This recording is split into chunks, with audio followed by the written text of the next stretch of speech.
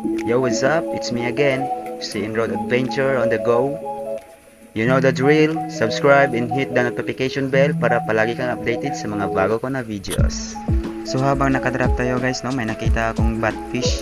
So target lock na natin yan at ito yung mga nangyari. Magbisaya na lang ko guys, kay lisod man ko magtagalog. Mao to no, isaka na ko. Nag-relax na ko sa taas, ipon na kong hangin. Kung saan ako gi-recover ang isda.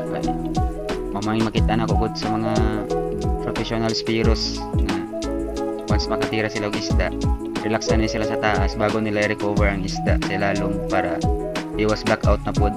Sa mga wala kabaluan sa blackout guys, kana na makuyapan ka sa ilalom sa tubig, wala ko mag-expect nga inaan niyang mahitabo guys. Kasi pagtira na ako, nakita na ako ang isa nga naigo pero wala ko kabalo dahil na double shot dahil na ako siya. So, swerte na to guys, duha tong nakuha sa isa katira. Mga master na to dira no, kabaro na sila kung unsa klase ni nga isda. So, shoutout sa inyo ha, ay lang og saba kay ato-ato aran na.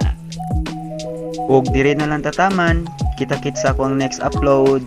Drive safe mga master, salamat sa paglantaw. Cheers.